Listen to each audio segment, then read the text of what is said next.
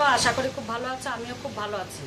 আজকের বাজারে গেছিলাম, এই দেখো মুরগির মাংস নিয়ে এসেছি, এই যে লেগ পিস। আমি কিভাবে রানবো চলো তোমরা দেখবে। কড়াইতে আমি তেল দিয়ে দিয়েছি। আমি এই দুটো শুকনো লঙ্কা, তেজপাতা, জিরে, একটা লং, একটা এলাচ, একটা দারচিনি দিয়ে দিলাম। দিয়ে ভালো করে নাড়াচাড়া করে নেবো। এই পেঁয়াজটা বেটে রেখেছি দিয়ে দেবো, আদা বাটা দিয়ে দেবো, এটাও দিয়ে দেবো, এই টমেটোটাও দিয়ে দেবো। দিয়ে ভালো করে নাড়াচাড়া করে 1 চামচ নুন দিয়ে দিলাম, 1 চামচ হলুদের গুঁড়ি দিয়ে দিলাম, 1 চামচ লঙ্কার গুঁড়ি দিয়ে দিলাম। ভালো করে নাড়াচাড়া করে নেব। আমি এখন মুরগির মাংসটা দিয়ে দিচ্ছি। আমি ভালো করে কষাবো মাংসটা।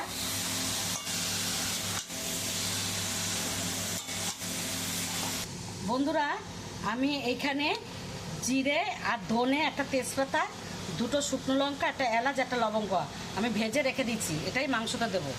আর ভেজে রেখেছি আমি ব্রেস্তা, একটু পেঁয়াজটা ভালো করে ভেজে দিচ্ছি, এটাও আমি বেটে দিয়ে দেবো।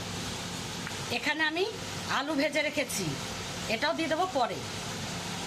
এবার আমি আলুগুলো ভেজে রেখেছিলাম, এবার দিয়ে দেবো খুব দিয়ে।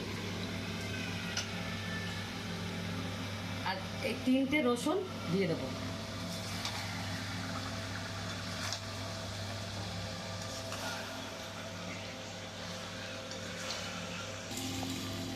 আমার কষানো হয়ে গেছে আলু দিয়ে।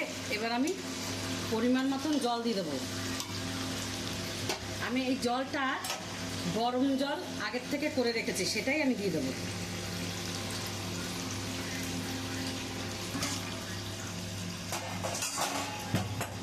দিয়ে আমি ভালো করে নাড়াচাড়া করে নেবো। মতন জল দিয়ে দিচ্ছি, এবার আমি ঢাকা দিয়ে দেবো। মাংসটা আমার হয়ে এসছে। এই যে ব্রেস্তাটা আমি বেটে রেখেছি, এইটা উপর দিয়ে দেবো। এই যে ভাজা মশলাটা উপর দিয়ে দেবো।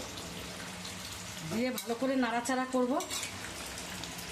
তোমরা তো দেখলে আমি কম মশলায় কিন্তু মাংসটা রান্না করলাম, কম তেলে।